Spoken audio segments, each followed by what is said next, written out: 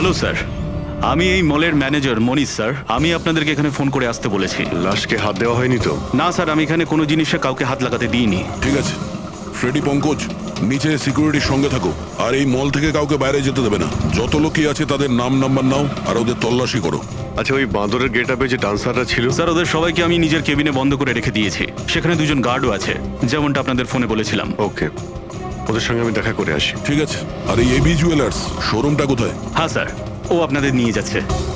চলুন।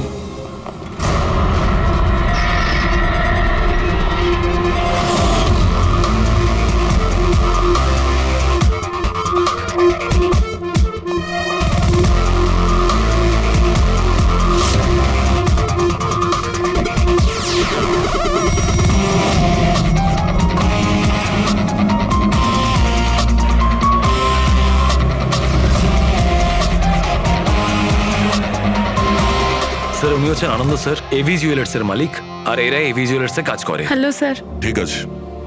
স্যার, মহেশ আমার একজন এমপ্লয়ি, বেচারি খুন হয়ে গেছে, আর আমার কোটি টাকার উপর হিরে চুরি হয়ে গেছে। কিছু করুন স্যার।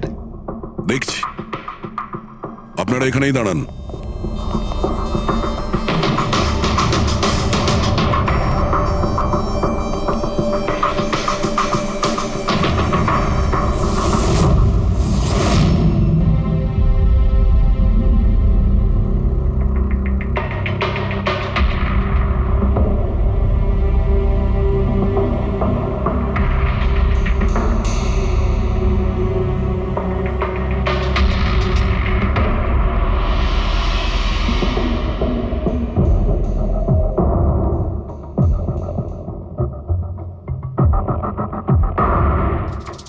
এই রড দিয়ে মাথায় অনেকবার মারা হয়েছে।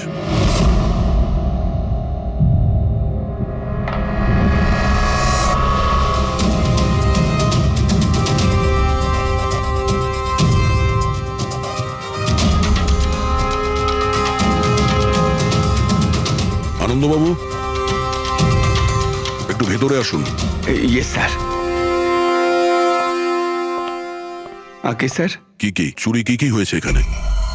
আর তেমন কিছু চুরি হয়নি, শুধু ওই আনকাট ডায়মন্ড চুরি হয়েছে, কোটি টাকা মূল্যের। কোথায় ছিল? ওইখানে ওই ট্রেতে রাখা ছিল।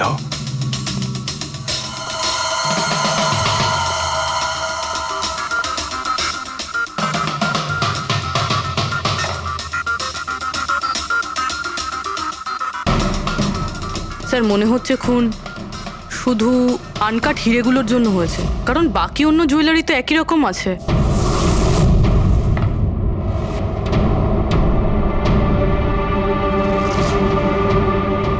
কি নৃশংসভাবে ছেলেটাকে মেরেছে। আপনি এখানেই ছিলেন যখন এগুলো ঘটেছিল? আগে হ্যাঁ, আমি এখানেই ছিলাম। ওই আনকাট ডায়মন্ড আমি ইশিকা দেবীকে দেখাচ্ছিলাম, উনি পছন্দও করেছিলেন। আর এদিকে ভবেশ স্টোর রুমে গিয়েছিল ডকুমেন্টস রেডি করতে। আমি তখন এদিক ওদিক করে ওই নেকলেসটা ঠিক করছিলাম, আর এদিকে ইশিকা দেবীর চিৎকার শুনতে পেলাম। আমি ঝট করে ঘুরে দেখি একটা বাঁদরের মতো লোক ওনার হাত ব্যাগটা নিয়ে পালাচ্ছে, আর উনিও চেঁচাতে চেঁচাতে ওনার পিছনে দৌড়চ্ছিলেন। তো আমার দুজন এমপ্লয়িও ওদের পিছনে দৌড়োয়। ওদিকে ভবেশও দৌড়তে দৌড়তে আমার কাছে চলে আসে কি হয়েছে জানার জন্যে। ও যেতে চেয়েছিল, আমি ওকে আটকালাম, বললাম তুমি এই দোকানে থাকো, এই সমস্ত জুয়েলারি রয়েছে, এদিকে নজর রাখো। আমি স্টোর রুমে গিয়ে কিছু কাজ ছিল করতে থাকি। আমি ভেতরে থাকাকালীন বাইরে থেকে কিছু চিৎকার চেঁচামেচি শুনতে পাই। আমি তাড়াতাড়ি বেরিয়ে এসে দেখি যে ভবেশ মরে পড়ে আছে, রক্তে ভেসে যাচ্ছে। এখানে বাঁদরের পোশাক পরা একজন দাঁড়িয়ে ছিল। আমি ওকে ধরবার চেষ্টা করি, কিন্তু ও আমাকে এইখানে মারে আর পালিয়ে যায়। আর আমার কোটি টাকার হিরে নিয়ে পালিয়ে গেছে স্যার। বাঁদরের ছদ্মবেশে মানুষ।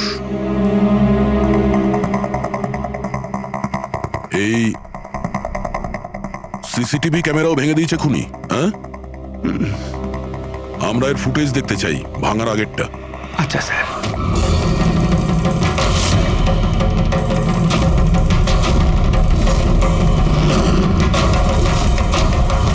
এসব কি হচ্ছে এখানে এসব?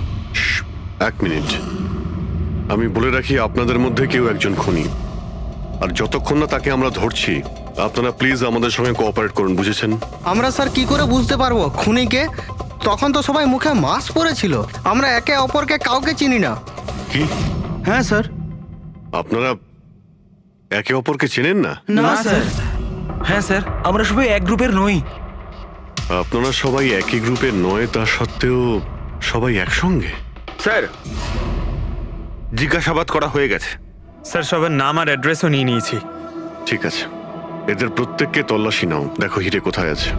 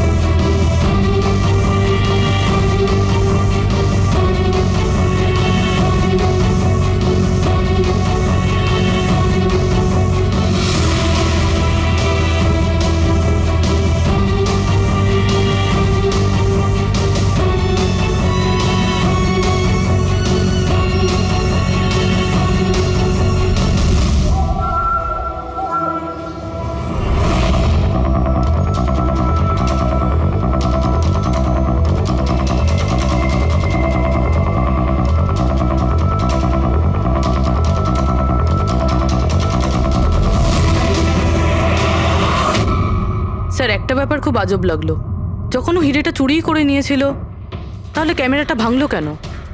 জেনারেলি অপরাধীরা অপরাধ করার আগে ক্যামেরা ভেঙে ফেলে, এ পরে ভেঙেছে।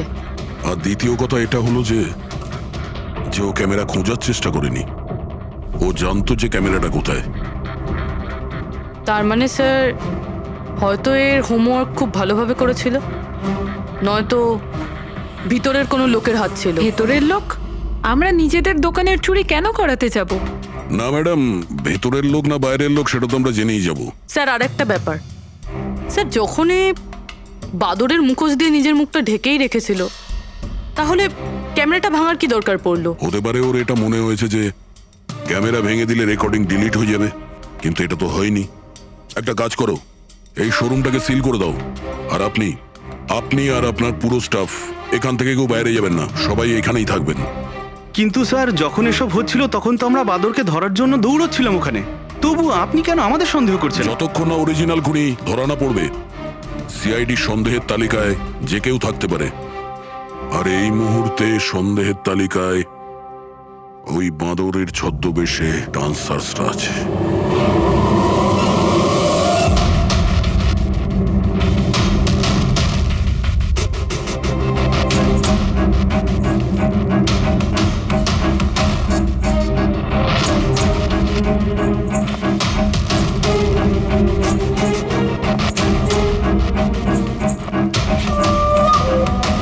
সিসিটিভি ফুটেজ অনুযায়ী তো হিরে এদের মধ্যে কারো একজনের কাছে হওয়া উচিত। তল্লাশি চলছে, এখনো পর্যন্ত পাওয়া যায়নি।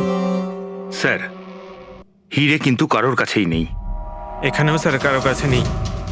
কারোর ড্রেসে রক্ত লেগে নেই? না স্যার। হিরে এদের মধ্যে যদি কারো কাছে না থাকে তাহলে গেল কোথায়? এই রুমের মধ্যে আবার? স্যার আমরা চোর বা খুনি নই, আমরা ডান্সার। স্যার এটা ভুল হচ্ছে, মানে যতক্ষণ আপনারা খুনিকে পাবেন না ততক্ষণ আমাদেরকে বসিয়ে রাখবেন।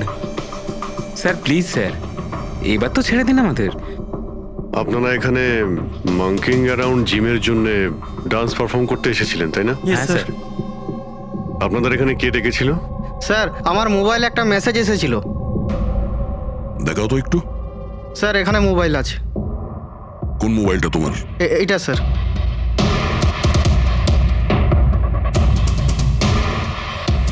জিমের মালিক বিশাল কুমার দুদিন আগে মেসেজ পাঠিয়েছিল, আর এই ভিডিওটাও সাথে পাঠিয়েছিল, এইরকম ভাবে ডান্স করতে হবে।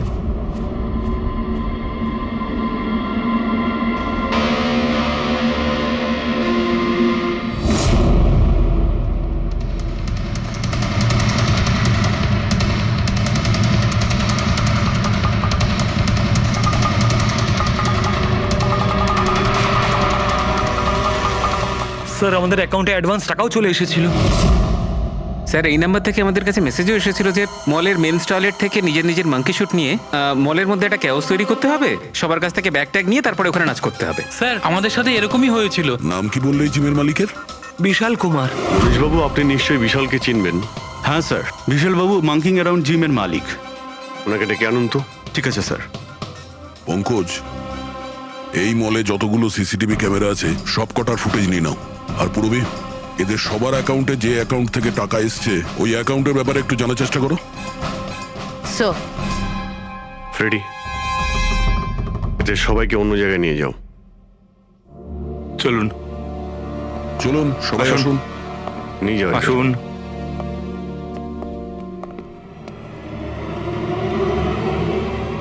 এই রুমটাকেও ভালো করে চেক করে দেখতে হবে, হয়তো এখানে লুকিয়ে রেখেছে হিরে। জুয়েলারিতে চুরি হয়েছে, ওদের আটকাক, আমাদের কেন আটকেছেন? চুরিই নয়, খুনও হয়েছে। আর যতক্ষণ খুনি ধরা পড়ছে না ততক্ষণ এরা আমাদের এখান থেকে যেতে দেবে না। কে জানে বাড়ি থেকে বেরোনোর সময় কার মুখ দেখে বেরিয়েছিলাম, এই মলে এসে আটকে পড়লাম। হ্যাঁ,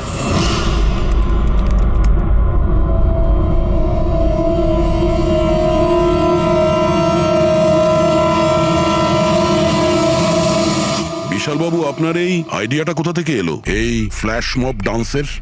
স্যার আমায় বিশ্বাস করুন, আমি কোনো রকম ফ্ল্যাশ মব ডান্সার অর্গানাইজ করিনি। আর স্যার আমার জিম তো চালু হওয়ার আগেই অলরেডি বুকিং ফুল হয়ে গেছে। আর স্যার আমার কি লাভ হবে এইসব পাবলিসিটি করে?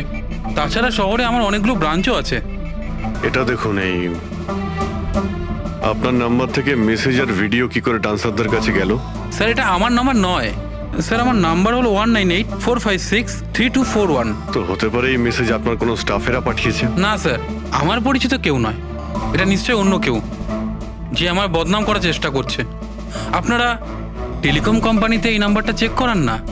ওটা তো আমরা জেনেই যাব, কিন্তু আপনার কি কাউকে সন্দেহ হয় কে করতে পারে এইসব আপনার নাম করে? এমন তো কোনো শত্রু নেই স্যার, তবে হ্যাঁ যদি কেউ আমার সাকসেস দেখে শত্রু হয়ে যায় তাহলে ঠিক আছে, এখন আপনি যেতে পারেন।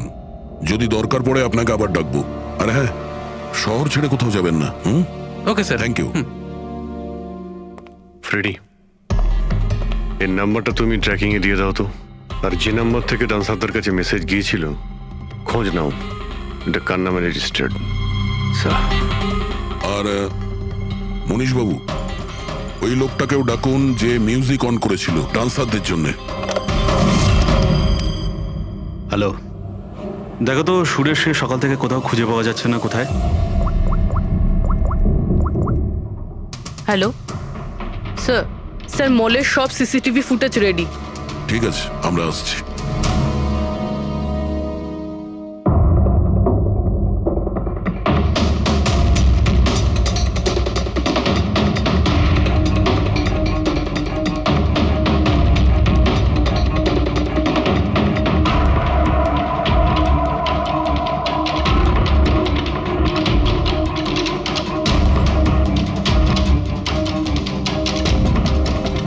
এক মিনিট, স্টপ, একটু রিওয়াইন্ড করো। স্টপ। এই কিন্তু একদম লাস্ট মোমেন্টে ঢুকলো। মানে স্যার এই কি আমাদের অপরাধী, এই লাস্ট ডান্সার?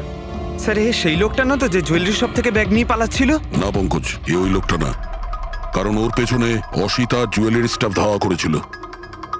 20 নম্বর লোকটা অন্য কেউ। স্যার এটা সেই লোকটাই যে ডান্স চলাকালীন জুয়েলারি স্টোরে গেল, ভবেশের খুন করলো, ক্যামেরা ভাঙলো আর তারপর হিরে নিয়ে পালিয়ে গেল। কিন্তু হিরে গেল কোথায়? কিন্তু আমরা তো সবারই তল্লাশি নিলাম, হিরে তো পেলাম না। হিরে নিশ্চয়ই কোথাও লুকিয়ে রেখেছেন উনি, অথবা কাউকে দিয়ে দিয়েছেন। ওনার কাছে তো টাইম ছিল না, ওনাকে তো ফ্ল্যাশ ডান্স, ওই কি জানো পঙ্কজ, ফ্ল্যাশ মব। হ্যাঁ ওই ফ্ল্যাশ মব ডান্সে পার্টিসিপেট করতে যাওয়ার ছিল ওনার। আর স্যার হিরে তো ড্যান্সের পরেও লুকাতে পারতো। না, ম্যানেজার সাহেবের কথা মতো নাচ শেষ হয়ে যাওয়ার পরে সমস্ত ডান্সার এখানেই ছিল, আর এরপর সিকিউরিটি এদেরকে ম্যানেজারের কেবিনে বন্ধ করে দিয়েছিল। আমরা কেবিনে তল্লাশি করেছিলাম, ওখানে তো কোনো হিরে টিরে পাইনি। আচ্ছা, এই জুয়েলারি শপ আর ডান্স যেখানে হয়েছিল এই দুটোর মধ্যে কতটা ডিস্টেন্স হবে? প্রায় 70 থেকে 75 মিটারের মধ্যে। 70 থেকে 75 মিটার, অনেকটাই ডিস্টেন্স। এর মধ্যে হিরে কোথাও লুকোতেই পারে।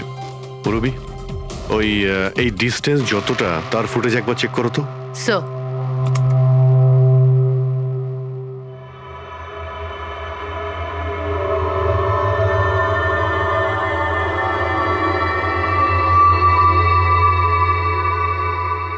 এইখানে কিছু ফেললো। Rewind stop. দেখলে? স্যার কি লোকে নোংরা জলের মধ্যে হিরেগুলো ফেলে দিল? মনে হচ্ছে হাউসকিপিং স্টাফদের থেকে ওর সম্পর্কে জানতে হবে। আমাদের আসা পর্যন্ত কোনো জিনিসপত্র এদিক ওদিক হয়নি তো? ম্যাডাম, আপনাকে ফোনে যেমনটা বলা হয়েছিল, এই মলের কোনো জিনিসের ওপর কেউ হাত লাগায়নি। এই যে মঙ্গল রয়েছে, ডিউটিতে ছিল তখন। নমস্কার। মঙ্গল? হ্যাঁ স্যার।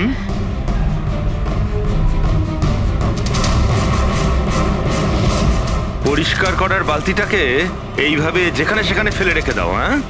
না স্যার, ওই মলে হঠাৎ করে নাচ শুরু হয়ে গেল তো, তাই দেখতে গেছিলাম। রাজু আমার সঙ্গে ছিল। রাজু বল না। হ্যাঁ স্যার, ও সত্যি বলছে। বাহ, সাক্ষীও তৈরি। আর এই বালতি, এটাও একদম ঠিক জায়গায় রাখা, তাই না? যাতে এই খুনি জুয়েলারি শপে খুন করে, চুরি করে, আর এদিক থেকে পালিয়ে যাওয়ার সময় হিরেটা এই বালতিতে ফেলে দিতে পারে, আর তারপর গিয়ে ডান্স ফ্লোরে জয়েন করে যেতে পারে। কি?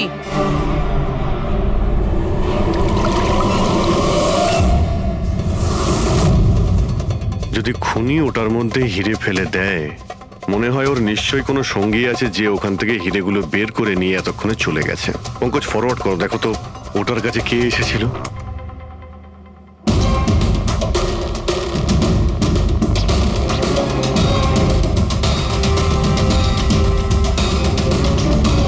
এই বালতির আশেপাশে তো কেউই আসেনি, তার মানে হিরে এখনো বালতির মধ্যেই আছে।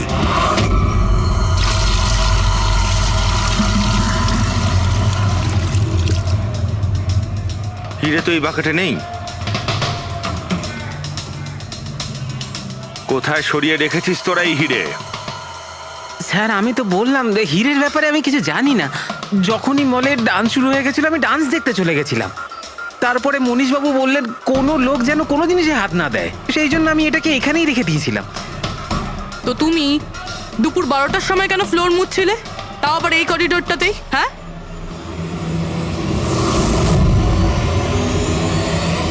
তুমি এখনো পর্যন্ত উত্তর দাওনি। হ্যাঁ, দুপুর 12টার সময় তুমি ওই জায়গাটা কেন মুছছিলে? স্যার নিজের কাজটা ঠিক করে করাটা কি খুব অন্যায় ব্যাপার স্যার? আমি তো শুধু করিডোরটা পরিষ্কারই করছিলাম স্যার। করিডোর পরিষ্কার করছিলেন নাকি হিরেগুলো? স্যার করিডোরের স্যার। আচ্ছা, এই দিনে দুবার পরিষ্কার কি রোজই হয় না? আজ কিছু স্পেশাল ব্যাপার ছিল? এই ভবেশবাবু নিজে তো মরলই, আর আর মরার আগে আমাকেই ফাঁসিয়ে দিয়ে চলে গেল। ভবেশবাবু নিজে তো মরলই, আর আর মরার আগে আমাকেই ফাঁসিয়ে দিয়ে চলে গেল। ভবেশ? এই ভবেশের সঙ্গে এর আবার কিসের সম্পর্ক? হ্যাঁ স্যার, ওই ভবেশবাবুর হাত থেকে কোল্ড ড্রিঙ্কস পড়ে গেছিল। মঙ্গল, মঙ্গল। হ্যাঁ স্যার। হ্যাঁ, একটু এদিকে এসো প্লিজ। কোল্ড ড্রিঙ্কসটা হাত থেকে পড়ে গেছে, একটু পরিষ্কার করিয়ে দাও। আমি করে দিচ্ছি স্যার, এক্ষুনি করে দিচ্ছি। মিথ্যে কথা বলছো তুমি। আমি সত্যি বলছি স্যার। আপনারা চাইলে সিসিটিভি ফুটেজও দেখে নিতে পারেন। স্যার, ইনি হলেন সুরেশ। এই আজকে গান চালু করেছিলেন, কিন্তু জানি না কেন বাথরুমে লুকিয়ে পড়ে। না স্যার, আমি লুকিয়ে ছিলাম না। আমার পেটটা একটু খারাপ ছিল, আমার মনে হচ্ছিল আমি আবার বাথরুমে যাব, বাস। পেট তো খারাপ হবেই, পুরনো পাপি বলে কথা। হ্যাঁ, পুরনো পাপি? তুমি একে চেনো? হ্যাঁ স্যার, চাঁদুর ক্রিমিনাল রেকর্ড আছে আমাদের কাছে। না স্যার, আমি এত বড় পাপি নই। মানে স্যার ওই এক আধবার ওই পকেটমারি করে স্যার ওই জেলে গেছিলাম, তাই আমি জানতাম ওই সব থেকে আগে আমি ফাঁসবো। সেই জন্যই তোর পেট খারাপ হয়। এই মিউজিক চালানোর জন্য তোকে টাকা কে দিয়েছিল? বিশাল? না স্যার, বিশাল স্যার দেয়নি। তাহলে কে দিয়েছিল টাকা? স্যার ওই ভবেশ স্যার। কি? আরে কিন্তু ভবেশ বাবু তো জুয়েলারি শপেই কাজ করতো, উনি জিমের প্রমোশন কেন করবেন? স্যার এটা তো আমি কোনোদিন জিজ্ঞাসা করিনি। ওই মানে স্যার উনি যেটুকু বলেছেন আমি শুধু করেছি। সুরেশ, এই মিউজিকটা ঠিক 12টার সময় প্লে করো। কটার সময়? স্যার 12টায়। গুড। অদ্ভুত ব্যাপার, যে লোকটা মারা গেছে সমস্ত দোষ তার উপর চাপিয়ে দাও। নিজেকে নির্দোষ প্রমাণ করতে সে তো আর ফিরে আসবে না। না স্যার, আমি সত্যি বলছি, আপনি বিশ্বাস করুন। ভবেশ? হ্যাঁ, অদ্ভুত ব্যাপার ভাই। যাকেই দেখো প্রত্যেকেই তো ভবেশেরই নাম বলছে। অভিজিৎ, যদি ওই বাঁদরের কস্টিউমটা ওখানে ওয়াশরুমের মধ্যে থাকে তাহলে কেউ তো ওখানে রেখেছে। মলের মেন্স টয়লেট থেকে নিজের নিজের মাঙ্কি শুট নিয়ে মলের মধ্যে একটা ক্যাওস তৈরি করতে হবে, সবার কাছ থেকে ব্যাগ ট্যাগ নিয়ে তারপরে ওখানে নাচ করতে হবে। ভবেশ আবার নয় তো?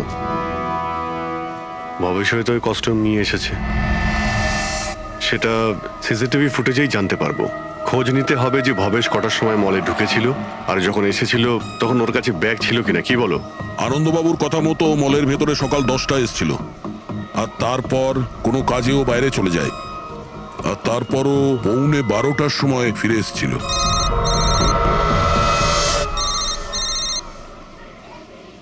হ্যালো, হ্যাঁ, ওকে ওকে ওকে, থ্যাঙ্কস স্যার। ওই যে 20 জন ডান্সারের মোবাইলে মেসেজ আর ভিডিও এসেছিল, সব ভবেশের মোবাইল থেকেই এসেছিল। ভবেশ 2 দিন আগে নতুন সিম কার্ড কিনেছিল। এখানেও ভবেশ। আচ্ছা, পুরোপুরি ওই অ্যাকাউন্ট নাম্বারের ব্যাপারে জানতে পেরেছো, যেখান থেকে সমস্ত ডান্সারদের অ্যাকাউন্টে টাকা পাঠানো হয়েছিল? স্যার আমি ওই অ্যাকাউন্ট নাম্বার ব্যাংকে পাঠিয়ে দিয়েছি, কিন্তু এখনো অবধি কেউ কিছু জানায়নি। আমি আবার চেক করছি। চলো ভবেশের ফুটে চেক করি। মানে হচ্ছে খুনি এই রড দিয়ে ভবেশের মাথার ওপর 5 বার আঘাত করেছে। এই দেখো, এই 5টা আঘাতের চিহ্ন, এর মধ্যে 4টে আঘাতের চিহ্ন তারিকা খুব গভীর, কারণ এই যে চিহ্নটা এটা বেশি গভীর নয়, হালকা।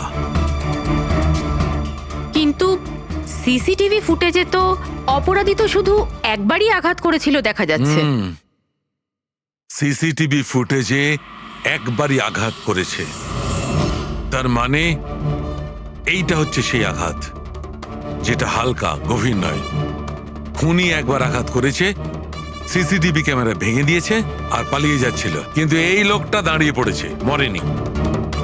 খুনি দেখলো যে দাঁড়িয়ে পড়েছে, তখন আবার রডটা তুলে নিয়ে এর ওপর দামাকদম 4 বার খুব জোরে আঘাত করেছে, তারপর আর দাঁড়াতে পারেনি। ঠিক বলেছেন, এরকমই কিছু হবে।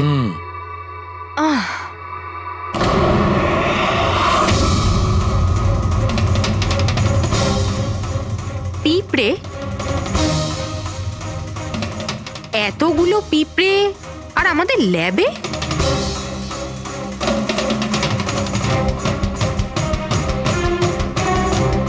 হ্যাঁ,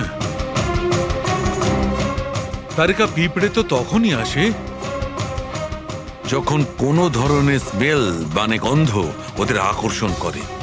কিন্তু এই হীরের পাউচের ভেতর কি আছে এত পিঁপড়েদের এটা অ্যাট্রাক্ট করছে?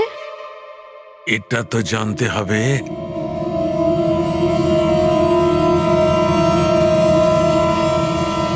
এই পাউচটাকে ধুয়ে সেই জলটাকে টেস্ট করে দেখতে হবে যে এর মধ্যে কি এমন ছিল যাতে এই পাউচটার দিকে পিঁপড়েগুলো এইভাবে আকর্ষিত হয়েছে।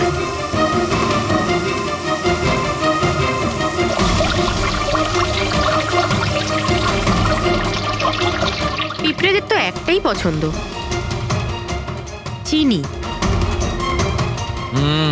সেটাই তো, বেনেডিক্ট সুগার টেস্ট করছি।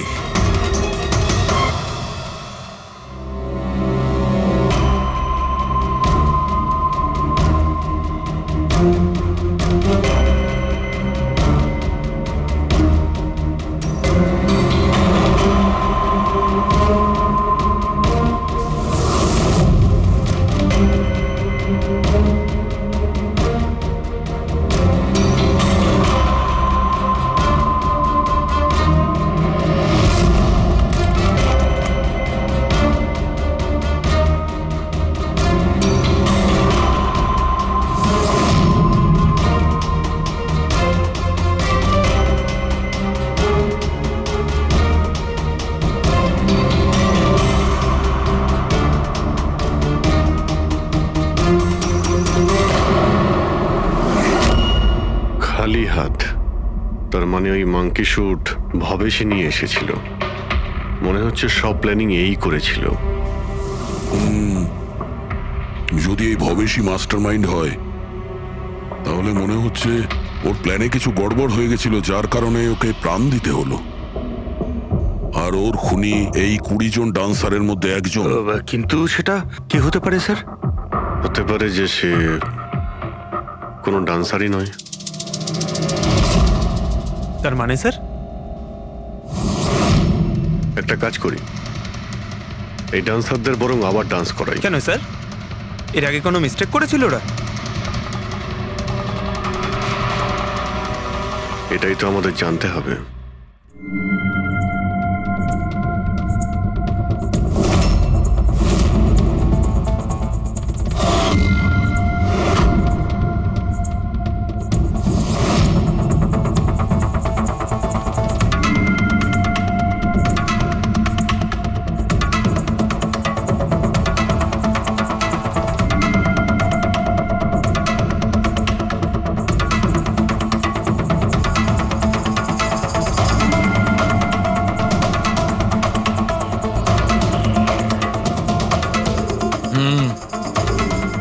এই ব্যাপার। স্যার, ওই 20 জন ডান্সার্সের অ্যাকাউন্টে যে অ্যাকাউন্ট থেকে টাকা এসেছিল, সে অ্যাকাউন্টে একটা মেয়ের, ওনার নাম কাবেরী। আর স্যার, সবচেয়ে অবাক করা বিষয় হলো এ ভবেশের গার্লফ্রেন্ড। এখানেও Bhabesh?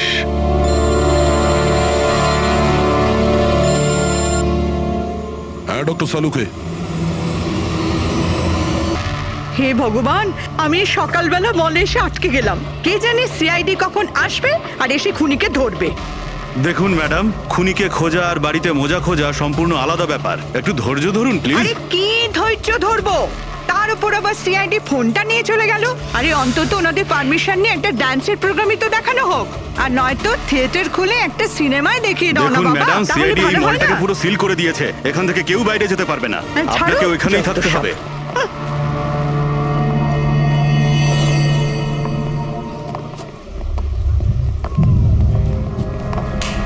Excuse me everybody, CID আপনারা একটু পিছিয়ে যান। আপনারা সবাই পিছিয়ে যান। সবাই একটু পিছিয়ে যান। পিছিয়ে চলে আসুন। কাম অন এভরিবডি, সবাই এইদিকে এসো। এদিকে। যান যান যান। তোমরা যে পজিশনে ছিলে, যেভাবে তোমরা ডান্স করছিলে, ঠিক সেম করবে। সুরেশ স্যার। মিউজিক অন করো। ঠিক আছে স্যার। नमस्ते बहनों और भाइयों, बड़े ही कम शब्दों में आपको सुनाना चाहता हूँ उस साल का लोकप्रिय गीत ये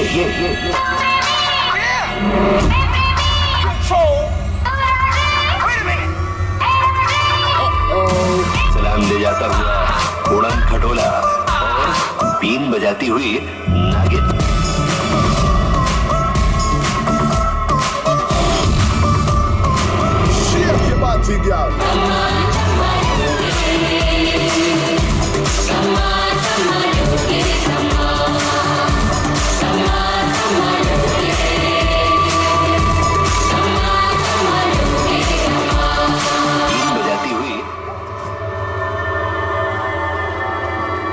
আরেকবার দেখতে হবে। Once more please.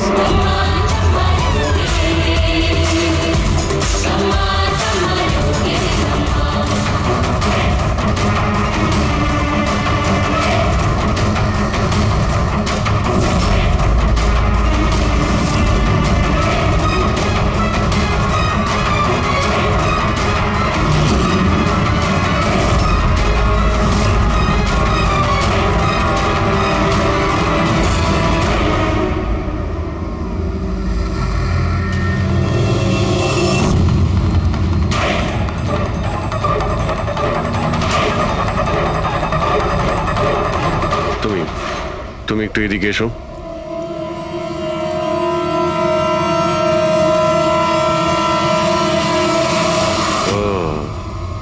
তুমি তো তুমি হলে খুনি? স্যার, আমি খুন করিনি স্যার। এই মিথ্যে কথা বলে কিন্তু তুই পার পাবি না, বুঝেছিস? স্যার, আপনি কি করে জানলেন যে আমি খুন করেছি? তোমার তাল ছড়া ডান্স দেখে সবাই একরকম ডান্স করছিল আর তুমি একেবারে অন্যরকম করছিলে। এতে পরিষ্কার বোঝা যায় তুমি ডান্সার নও, তুমি একজন চোর আর একজন খুনিও। স্যার, আপনারা আমাকে অকারণেই সন্দেহ করছে না? কার কথা এই কাজ করেছ? ভবেশ। ভবেশ? ভবেশ তোমাকে টাকা দেবে নিজের খুন করানোর জন্য? হ্যাঁ স্যার, স্যার আমি চুরি করতে গেছিলাম স্যার। ভবেশ আমাকে বলেছিল যে ওই সময় মলের মধ্যে ডান্সটা চলবে। এভি জুয়েলার্স এন্টার করার পর সেখানে শুধু আমি থাকবো। তুমি পিছন থেকে এসে আমার মাথায় আঘাত করো। সামনে একটা কালো ট্রেতে হিরে থাকবে, কিন্তু বেরিয়ে যাওয়ার আগে একটা কথা মনে রেখো, ওখানে একটা সিসিটিভি ক্যামেরা আছে, সেটাকে ভাঙতে ভুলো না। তারপর তুমি ওই দোকান থেকে বেরিয়ে বাইরে করিডোরে ওই একটা মপ রাখা থাকবে, তুমি গিয়ে সব কটা হিরে ওই বাকেটের মধ্যে ফেলে দেবে। আর তারপর ওখানে যে ডান্স পারফরমেন্স চলবে তাদের সাথে এসে জয়েন করো, তুমি তোমার ভাগ ঠিক পেয়ে যাবে। স্যার মনে হয় ওই রডটা ভুল করে ওর মাথায় একটু জোরেই লেগে গেছিল আর আরো মরে গেল। ভুল কিন্তু একবারই হয়, 4 বার নয়। ভবেশের মাথায় শুধু একবার নয়, 4 বার আঘাত করা হয়েছিল, 4 বার। 4 বার? স্যার কিন্তু আমি তো একবারই মেরেছিলাম স্যার। কি? কিন্তু হীরের পাউচ প্যাকের মধ্যে চিনি কি করে এলো? আসতে পারে দয়া, অবশ্যই আসতে পারে। যদি এগুলো হিরে না হয়ে চিনির টুকরো হয় তাহলে? কি? ওই হিরেগুলো নকল ছিল? চিনির টুকরো ছিল ওগুলো? একদম ঠিক। মানে ইশিকা লাখ টাকার চিনি কিনতে যাচ্ছিল? আর এই চিনির জন্যই ভবেশের প্রাণ চলে গেল। Doctor Salunkhe, are you sure যে আপনার বিচারে কোনো গন্ডগোল নেই? Excuse me? না মানে আমার কথা না, কোনো ভুল হয়নি দয়া, ওটা চিনিই ছিল। সেই জন্যে ফ্রেডি ওই ময়লা ফেলার বালতিতে কিচ্ছু পায়নি, কারণ হিরে ছিলই না, ওগুলো চিনি ছিল, জলে গুলে গেছে। গয়নার দোকানে হীরের বদলে চিনি?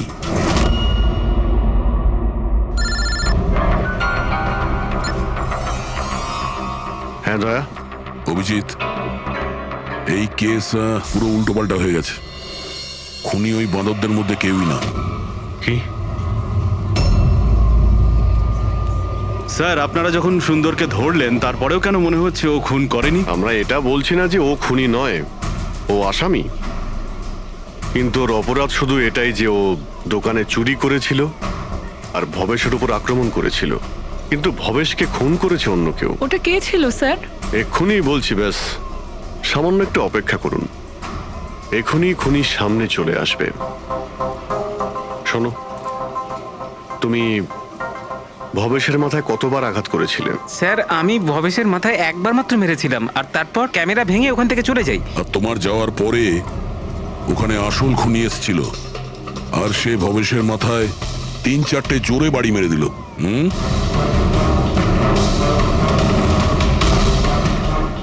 আপনারা সবাই এইভাবে আমার দিকে কেন দেখছেন?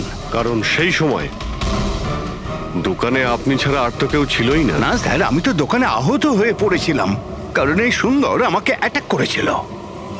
স্যার স্যার এই মিথ্যে বলছে স্যার, আমি তো ওর উপরে অ্যাটাক করিনি। আরে আমি কেন মিথ্যে বলবো? আমারই তো কোটি টাকা মূল্যের হিরে চুরি হয়েছিল। কোটি টাকা চিনি? এই চিনি দিয়ে চা খেতে খুব মজা হবে বস। ভাই আমি তো ভাবছি যে এরকম একটা চিনির দোকান আমিও খুলে ফেলি, যেখানে এনার মতো একজন কাস্টমার এসে কয়েকটা চিনির টুকরোর পরিবর্তে এতগুলো টাকা দিয়ে যায়। কি ওগুলো সব হিরে ছিল না, চিনির টুকরো ছিল? আগে হ্যাঁ, অনেক বড় প্ল্যানিং করেছিলেন ইনি। গত মাসে ইনি দোকানের ইন্স্যুরেন্স ডাবল করান, তারপর দোকানে চুরি করান, যাতে ইনি রাতারাতি বড় লোক হতে পারেন। বাই দ্য ওয়ে মিস্টার আনন্দ, একটা কথা বলতে তো ভুলেই গিয়েছি, আপনার যে আসল আনকাট হিরেগুলো বাড়িতে রেখে দিয়েছিলেন সেগুলো আমরা বাজেয়াপ্ত করেছি। মিস্টার আনন্দ, সত্যি বলা ছাড়া আপনার কাছে আর কোনো উপায় নেই। এছাড়া আমি আর কি করতাম স্যার? নোটবন্দির কারণে আমার পুরো ব্যবসা শেষ হয়ে গিয়েছিল, তার উপরে আমার বাড়িও বন্ধক রাখতে হয়েছিল। আর কোনো উপায়ই ছিল না আমার। সামনে শুধু একটাই রাস্তা দেখতে পাচ্ছিলাম, নিজের দোকানেই চুরি করা।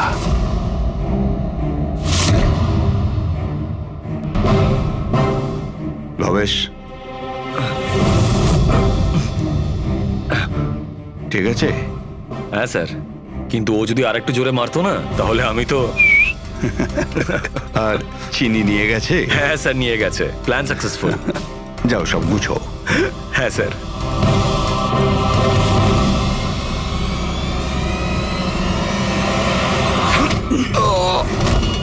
ভবেশের খুন করে দিলে যাতে ওর ভাগটা ওকে দিতে না হয়। তোমার হিরে তো তোমার কাছেই ছিল, কিন্তু যেহেতু ওটা চুরি হয়ে গেছে তাই ইন্স্যুরেন্সের টাকাটাও তুমিই পেতে। স্যার, যদি ভবেশকে না মারতাম তাহলে দিনের পর দিন ও আমাকে ব্ল্যাকমেল করতো। প্ল্যানিংটা তো ভালোই করেছিলেন। ডান্সাররা তো মাস্ক পরেছিল আর একে অপরকে তো চিনতই না। ওরা ডান্স করতো আর চলে যেত আর ফেসে যেত ভবেশ। আর ভবেশকেও মেরে দিয়েছিলেন যাতে ও কাউকে কিছু না বলতে পারে। স্যার, প্ল্যান তো ফুল প্রুফ ছিল, কিন্তু হঠাৎ ওই ওয়াচম্যান দোকানে চলে আসে। ও ভবেশের লাশটা দেখতে পায় আর চিৎকার শুরু করে দেয়। তাতেই আমি ফেঁসে যাই। স্যার স্যার, সমস্ত অপরাধী এই বোকামোটাই করে। তার মনে হয় যে তার প্ল্যানটা সম্পূর্ণ সফল, কিন্তু সেটা হয় না। কখনো না কখনো সে ধরাই পড়ে। এবার জেলের মধ্যে বসে আপনি ভাবতে থাকুন, একটু লোকসান হওয়া জীবন ভালো ছিল নাকি সারা জীবন জেলে কাটানো। দাদা, একটু সাহায্য করুন। মানসী, কিছু করুন দাদা, প্লিজ সাহায্য করুন। ব্যাপারটা কি মানসী? উনি মারা গেছেন।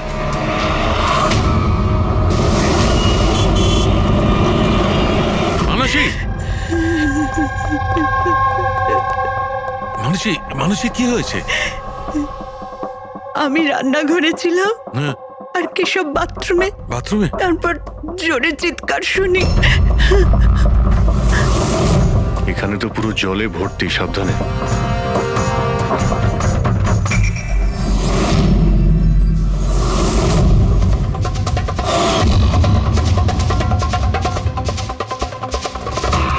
স্যার, স্যার, পিঠে তো দাগ রয়েছে, কিন্তু ব্লিডিং কোথা থেকে হয়েছে? হ্যাঁ, আঘাতটা খুব জোরেই হয়েছে, কিন্তু কোনো ক্ষত তো দেখা যাচ্ছে না। একটা কাজ করছি, বডিটাকে ল্যাবে নিয়ে গিয়ে দেখছি। তুমি কি দেখেছিলে? কি হয়েছিল কি এখানে? অ্যাকচুয়ালি স্যার, আমি, মা আর রতন আমরা তিনজন হলে ছিলাম। হঠাৎ করে জোরে একটা শব্দ পেলাম, মনে হলো যেন বোম ফেটেছে। আমরা তিনজন বাথরুমের দিকে দৌড়ে এলাম আর দেখলাম যে বাবা, বোম ফেটেছে? যদি বোম ফাটতো তাহলে এখানে তো সব ভাঙাচোরা থাকতো, সেরকম তো কিছুই নেই। স্যার, হয়তো ব্লাস্টের জন্যই হয়তো এই জল বাইরে এইভাবে পড়ে রয়েছে। কিন্তু পুরবি, এখানে তো কোনো ব্লাস্টের চিহ্নই পাওয়া যাচ্ছে না।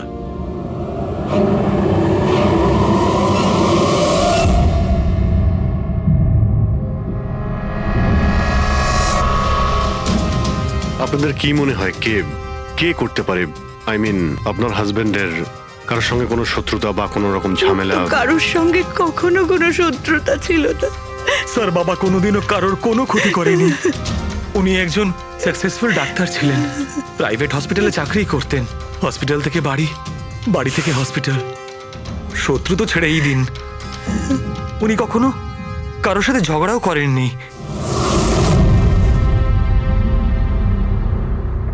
মানুষে চিন্তা করো না, যে এই কাজটা করেছে তাকে আমরা ছেড়ে দেব না। তোমাদের কাছে এটা আমার প্রতিজ্ঞা।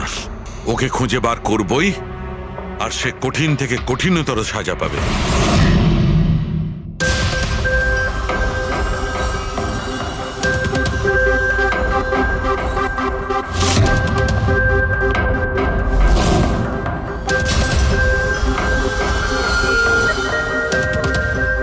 হ্যাঁ শালুক, হে কিছু পেলে? স্যার, কেশব বাবুর শিরদাঁড় আর হাড় ভেঙে গেছে। ইন্টারনাল অর্গানও খুব খারাপভাবে ড্যামেজ হয়েছে। এই একটা বাথটাবে বসে বসে এত বড় ইনজিউরি? বস, কেশবে যে ধরনের চোট লেগেছে, এটা এই রকম একটা আঘাত যেমন বোম ব্লাস্টে হয়ে থাকে। আরে স্যার, আমরা পুরো এরিয়াটাই চেক করেছি, আপনিও তো ছিলেন ওখানে।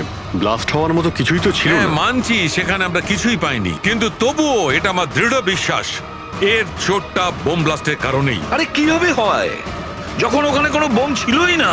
তাহলে ব্লাস্ট হবে কি করে? কিন্তু এনার শিরদাঁড় আর হাড় যে অ্যাঙ্গেল থেকে ভেঙেছে সেটা থেকে একদম পরিষ্কার যে যেটা হয়েছে বা ব্লাস্ট যাই হয়ে থাক, সেটা নিচের দিক থেকে হয়েছে, জলের ভেতর। এটা ওই বাথটাবের জলের অ্যানালিসিস। আপনি ওই জলে কিছু পেয়েছেন? হ্যাঁ, জলে অনেক কিছু পাওয়া গেছে। ওর ঘাম পাওয়া গেছে, ওর গায়ের চুল পাওয়া গেছে, ও যে শ্যাম্পু দিয়ে চান করছিল সেই শ্যাম্পুর অংশ পাওয়া গেছে, ও গায়ে সেন্ট মেখেছিল সেই সেন্টের গন্ধ পাওয়া গেছে। আমার তো মনে হয় তুমি ভুল করছো। তুমি আবার একবার চেক করো। আবার করার কোনো দরকার নেই। আমি 100% শিওর যে এই ঘটনাটা বোম ব্লাস্টের কারণেই হয়েছে। That's all. এই ইনভেস্টিগেশন তুমি বন্ধ করো। বন্ধ করবো মানে তুমি এখন স্বাভাবিক অবস্থায় নেই প্রপার ইনভেস্টিগেশন করার ব্যাপারে। আর অভিজিৎ, দয়া, ডক্টর কেশবের ইনভেস্টিগেশন আমরা করব। শালুখে দেখো, আমার কথাটা শোনো। আমি জানি ডক্টর কেশব তোমার খুব কাছের বন্ধু ছিলেন, আর তুমি সিআইডির প্রসিডিওরটা তো জানো। আমার কথা শোনো, অভিজিৎ দয়ার সঙ্গে বসো আর কেশবের ব্যাপারে যা কিছু জানো সব কিছু বলে দাও ওদের। হয়তো উনি এমন কিছু কথা বলেছিলেন যেটা আমাদের কেস সলভ করতে কাজে লাগবে। আরে ভাই তুমি প্লিজ শালুখে আমার কথাটা শোনো। ওকে দেখ পঙ্কজ, কেশববাবু যে হসপিটালে কাজ করতেন ওখানে গিয়ে জিজ্ঞাসা করো খুব ভালো করে, দেখো কিছু পাওয়া যায় কিনা। প্রত্যেকটা ইনফরমেশন আমাদের চাই।